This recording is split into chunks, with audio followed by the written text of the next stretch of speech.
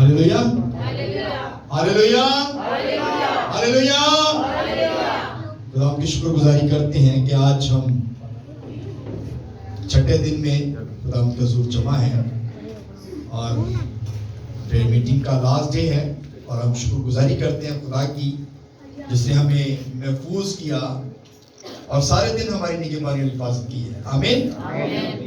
और हमें ये वक्त बख्शा कि हम उसके हुजूर में आकर उसकी हम्द करें, उसकी सताइश करें, उसके नाम को चढ़ा दें। आमीन। आइए खुदा के कलाम में से देखेंगे, मेरे साथ निकालिएगा ज़बूर की किताब और ज़बूर नंबर 33 पहली 2 आयत पढ़ेंगे। इसमें से कलाम मुकद्दस में लिखा है,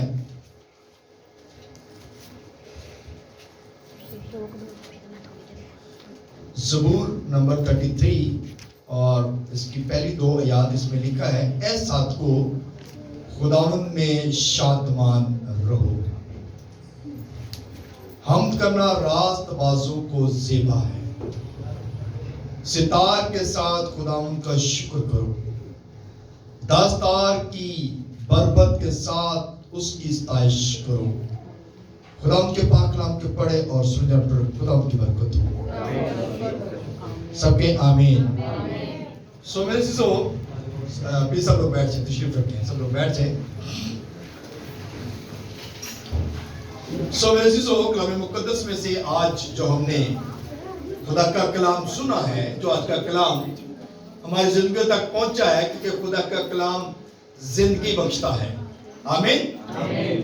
हम सबका ये ईमान है कि खुदा का कलाम हमें जिंदगी बख्शता है।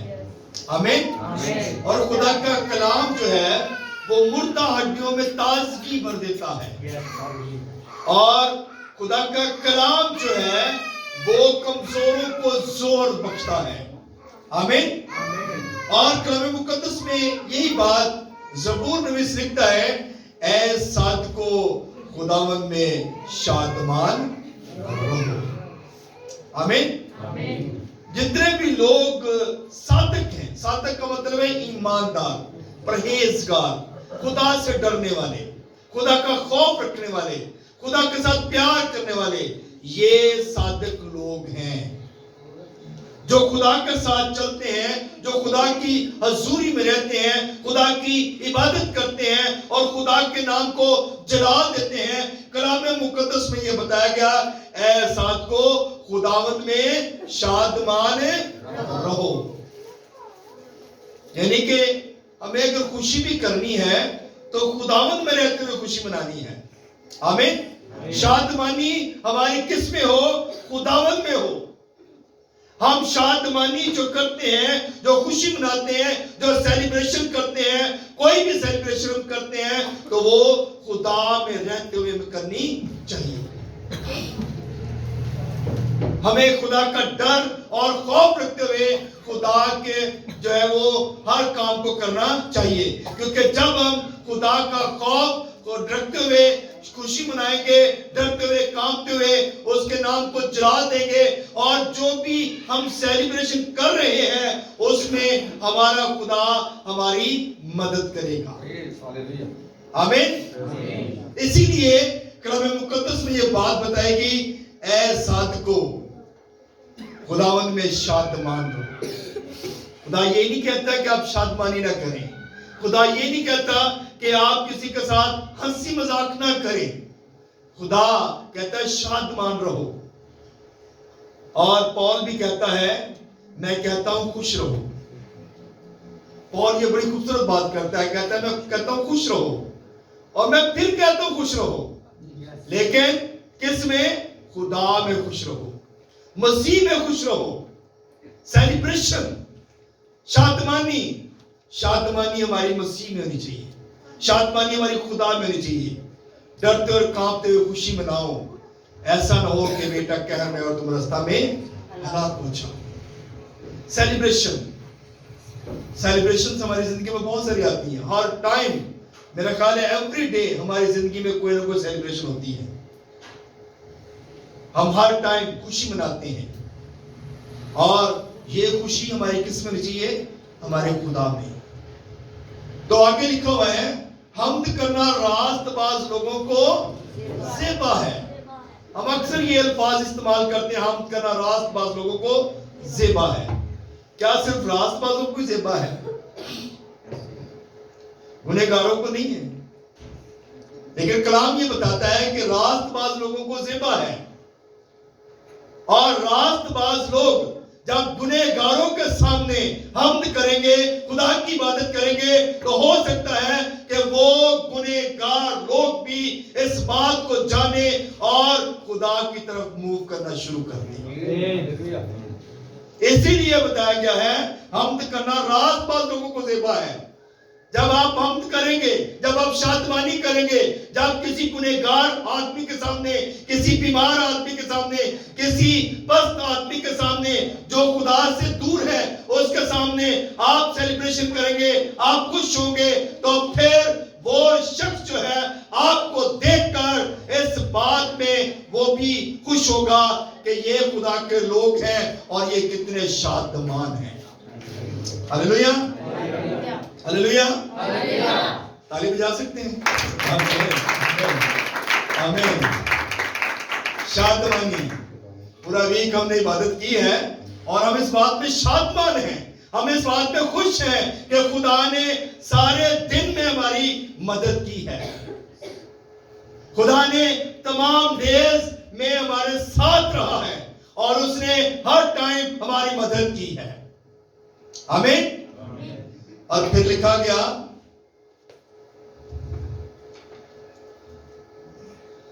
कलाम मुकद्दस में, स्तार के साथ खुदावंद का शुक्र करो, दस्तार की बरकत के साथ उसकी सताइश करो। तालियां बजाओ मतो, कहो कि यीशु। ये वही बात है, दस्तारा साज, दस्तार साज, उसके साथ हम इबादत करते हैं। कई दफा हमारे पास साज नहीं होते, कई दफा हमारे पास ढोलक बजाने वाला नहीं होता, कई दफा हमारे पास बाजा बजाने वाला नहीं होता, कई दफा हमारे पास लाइट नहीं होती, कई दफा कोई प्रॉब्लम होती है, कुछ ना कुछ होती है प्रॉब्लम। लेकिन खुदा चाहता है कि अगर आपके पास कुछ भी नहीं है तो आप तालियां बजाकर खुदा की क्या करो? हम्द करो, प्रस्तुत करो। खुदा का काम जो है उसने ये बताया है कि मेरी इबादत जो है वो स्टॉप नहीं होनी चाहिए। लाइट नहीं है, नो प्रॉब्लम, कोई साज बजाने वाला नहीं है, नो प्रॉब्लम। आप मौजूद हैं, लोग मौजूद हैं, तालियां बजाकर हाथों का इस्तेमाल करते हुए खुदा की प्रोसेस करना शुरू करते हैं। कलाम मुकद्दस में लिखा है ना, जो रूह और सच्चाई के साथ खुदा की इबादत करते हैं वहां पर खुदा का बल छा जाता है। आमीन। जब रूह और सच्चाई के साथ इबादत करते हैं फिर खुदा का रूह और बल छा जाता है और फिर खुदा का रूह एक एक को टच करता है और बरकत देता है। आमीन। समटाइम होता है हम परेशान होते हैं, लेकिन जब आप परेशानी में खुदा की प्रस्तुत करते हैं तो खुदा उस वक्त बरकत देता है। परेशानी को दूर कर दें, प्रस्तुत करना शुरू कर दें। कलाम मुकद्दस में लिखा नया गीत गाओ, नए गीत गाने शुरू कर दें, कोई नए स्टाइल से गीत गाना शुरू कर दें, ज़बूर गाने शुरू कर दें, खुदा की प्रस्तुत करना शुरू कर दें। जब खुदा की प्रस्तुत करेंगे तो फिर हर तरह की टेंशन, हर तरह की बीमारी, हर तरह की प्रॉब्लम हमारी जिंदगी से जाती रहेगी, क्योंकि हमारा ध्यान कहां पे लग गया है? हमारे खुदा के साथ। और जब ध्यान खुदा के साथ लग जाए तो फिर खुदा बरकत देता है, बल्कि वो कसरत की बरकत देता है। आमीन। Hallelujah, hallelujah.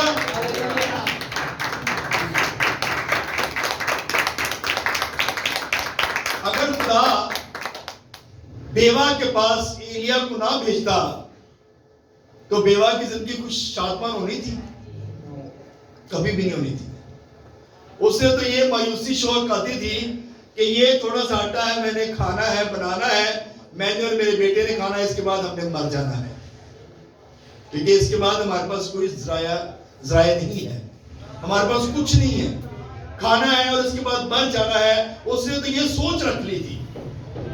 लेकिन खुदा मायूसी में, खुदा तंगी में, खुदा प्रॉब्लम में आपके साथ खड़ा होता है, हमारे साथ खड़ा होता है। जब हम प्रॉब्लम में होते हैं, जब हम मुश्किलात में होते हैं, जब हम परेशानी में होते हैं, उस वक्त हमारा खुदा हमारी मदद के लिए आ जाता है।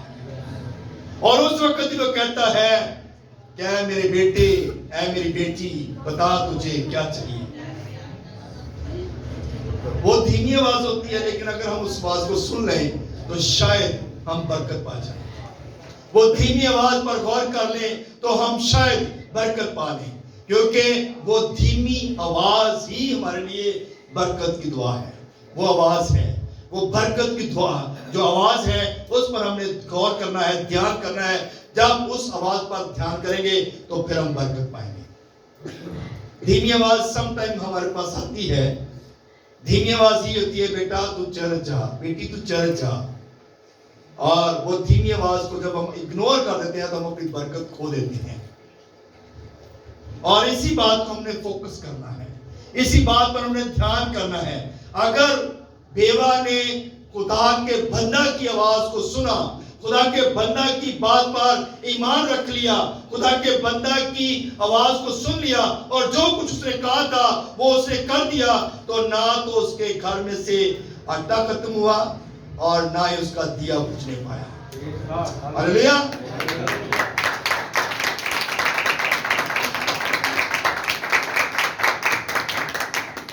आज हम भी खादमों से प्यार शो करते हैं, खादमों से प्यार शो करते हैं, लेकिन करते नहीं हैं। हम ज़ाहिरी प्यार शो करते हैं, लोगों को दिखाने के लिए शो करते हैं कि ਅਸੀਂ ਪਾਦਰੀਆਂ ਨਾਲ बड़ा प्यार करते हैं। पादरी ਸਾਡੇ ਲਈ ਜਿਹੜਾ ਨਾ बड़ा कुछ ने। पादरी साहब दुआ ਕਰਨ ਸਾਡੇ ਲਈ कुछ हो जाता है। पादरी साहब दुआ ਕਰਨ तो ਸਾਡੇ सारे मसले हल हो जाते हैं। मगर असल में वो लोगों को दिखाने के लिए कर रहे होते हैं, लेकिन उनके अंदर शायद वो सच्ची मोहब्बत नहीं होती। जब सच्ची मोहब्बत होगी तो फिर खुदा बरकत देता है, फिर खुदा बड़े बड़े काम करता है। आपकी जिंदगियों के सारे मसले, प्रॉब्लम, मुश्किलातें खुदा अपने नाम से दूर कर देता है। कलाम मुकद्दस में एक बड़ी खूबसूरत बात लिखी है। एक बेवा औरत थी, उसका मियां भी खादम था, लेकिन वो एलीशा के पास गई है और कहती है, देख मेरा मियां भी जो था वो भी खादम था और वो मर गया है और कर्ज वो आए हैं मेरे बेटों को लेने के लिए। मेरे पास अब कुछ नहीं है कि मैं वो कर्ज अदा कर सकूं। तो एलीशा ने कहा कि तेरे घर में क्या है? उसने कहा मेरे घर में ऑयल पड़ा हुआ है थोड़ा सा। तो उसने कहा जो ऑयल तेरे पास है ना, तू ऐसा कर, अपने घर जा और बर्तन ही तो उधार मांग ले। क्या कर? बर्तन उधार मांग ले, और बर्तन छोटे ना मांगना, बड़े बर्तन लेके आना। देगे लेकर आना। उस वक्त लोगों के पास देगे होती थी, उस वक्त बड़े बड़े देचके होते थे, बड़े बड़े बर्तन होते थे। वो उसने कहा कि जाकर लोगों से मांग ला। और जब वो घर में आई और उसने एक और बात, इंस्ट्रक्शन बताई कि जब तू बर्तन इकट्ठे कर ले तो अपने घर का दरवाजा जो है तू बंद कर लेना। एक पंजाबी की मिसाल असीं अक्सर सुनने हैं, गुड़ होवे अपना तो वो भी लगा के खाओ। इंज ही है ना, क्यों जी भाई साहब? गुड़ होवे अपना तो भी लगा के खाओ, भावे वो अपना ही है। यही बात, ये मिसालें अपने से नहीं लोगों ने बनाई हैं, कलाम में से बनाई हैं। और वो कुंडी उसने कहा कि कुंडी लगा लेना ताकि लोगों को पता ना चले कि ये तेरे पास कहां से आया है सारा कुछ, ये तूने किससे कैसे ले लिया है।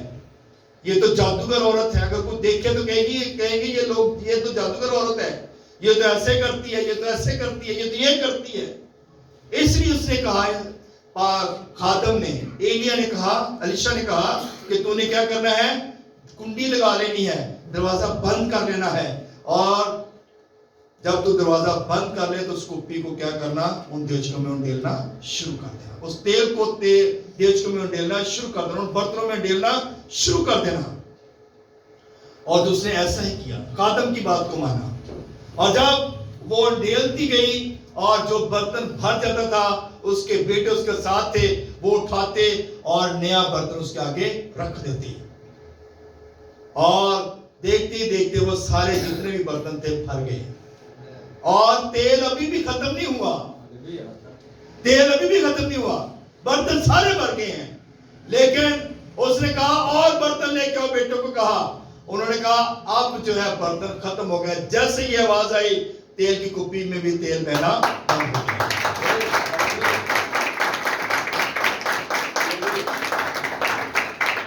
जैसे ही हमारी जरूरत पूरी हो जाती है और जैसे ही हम कहते हैं, उस वक्त खुदा का हाथ भी हमसे हट जाता है। और फिर वो जो बेवा है वो फिर गई है खुदा के बंदा के पास, एलीशा के पास। उसने कहा तेल के सारे बर्तन जो है वो भर गए हैं, तो इन तेल से मैं क्या करूं। उसने कहा बेच, अपना कर्जा उतार, जो बच जाए वो क्या करना, अपने लिए रख लेना, ताकि तेरे लिए तेरे घर का गुजारा हो सके। आमीन आमीन।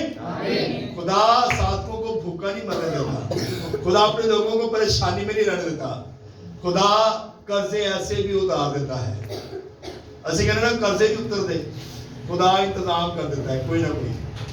खुदा ऐसी इंतजाम करता है, खुदा किसी न किसी को भेज देता है, खुदा किसी न किसी रिश्तेदार को खड़ा कर देता है, चल भाई जाके मदद करके आ। खुदा ऐसे ही करता है। और वो ये वही काम है जो तेल है। ये तेल 19 का जो है, जो अनाइंट किया जाता है, मसा किया जाता है, ये मसा की अलामत है, ये रूह कुदस की अलामत है। और पाक रूह जिसकी जिंदगी में पाक रूह है, जिसकी जिंदगी में खुदा का कलाम है, वो कभी जो है वो रूह से खाली नहीं हो सकता और वो कभी भी परेशानी में नहीं रह सकता, क्योंकि खुदा अपने लोगों की मदद करता है। Hallelujah hallelujah hallelujah hallelujah hallelujah. मेरे अजीजों, खूबसूरत बात जो हमने आज सीखी है वो ये है, ए खुदावन, ए साथों, खुदावन में शादमान रहो। ए साथों जो है खुदावन में शादमान रहना सीख ले। ना तो आपकी घर से कभी अनाज खत्म होगा, ना ही आपके दिए बुझने पड़ेंगे। दिए, अब तो दियों का दौर नहीं, अब तो बिजली का दौर है। तो कभी ये प्रॉब्लम नहीं होगी कि को बिल के पैसे बनाओ, आपके पास बिल के पैसे भी होंगे, खुदा इंतजाम कर देगा। ਤੁਸੀਂ ਬਿੱਲ ਵੀ ਦੇ ਸਕੋਗੇ, ਤੁਹਾਡੇ ਦੀਏ ਨਹੀਂ ਬੁਝਣਗੇ। ਆਮੀਨ। ਤੁਹਾਡੇ ਘਰ ਦੇ ਬਲਬ ਨਹੀਂ ਬੁਝਣਗੇ, खुदा ऐसा इंतजाम कर देगा। ਭਾਵੇਂ ਬਿੱਲ ਆਖਰੀ ਡੇਟ ਤੇ ਆਵੇ ਤਾਂ ਭਾਵੇਂ ਪਹਿਲੀ ਤਰੀਕਾ ਤੇ ਆਏ, ਜਦੋਂ ਮਰਜ਼ੀ ਆਏ ਤੁਹਾਡੇ ਕੋਲ ਪੈਸੇ ਹੋਣਗੇ ਜਦੋਂ ਤੁਸੀਂ खुदा ਦੇ ਨਾਲ ਚੱਲੋਗੇ। आमीन आमीन। हम परेशान होते हैं लेकिन खुदा हमारा परेशान नहीं होने देता। ये उसकी कुदरत है, वो अपनी कुदरत जाहिर करता है, वो अपने कुदरत के जोर से हमें मसा करता है और अपने कुदरत के जोर से ही हमें ब्लेस करता है और बरकत देता है। आमीन। सो मेरे अजीजों, आज की जो खूबसूरत बात हमने सीखी है वो ये है कि हमने खुदा में शादमान रहना है, गैर मबूदों के पीछे नहीं भागना और लोगों के पीछे नहीं भागना, सिर्फ और सिर्फ अपने खुदा की इबादत करनी है। जब खुदा की इबादत करेंगे तो फिर खुदा हमारे रोटी और पानी पर बरकत देगा, क्योंकि उसका वादा है। उसने कहा तब तू मेरी इबादत करना, मैं तेरे रोटी और पानी पर बरकत दूंगा, तेरे बीच में से सारी बीमारियों को निकाल दूंगा। तो बीमारियां निकालने वाला भी हमारा खुदा है, रोटी पानी पर बरकत देने वाला भी हमारा खुदा है। सिर्फ एक ही काम करना है, उसकी इबादत करनी है। अगर हम 6 दिन इबादत करते हैं तो हमने पूरा साल भी खुदा की इबादत करनी है। और जब तक हम जिंदा है उस वक्त तक हमने इबादत करते ही रहना है, ताकि हम इबादत करेंगे और खुदा हमें इस बात का अजर देगा और हमारी हर जरूरत को पूरा करेगा। खुदा इस काम से हम लोग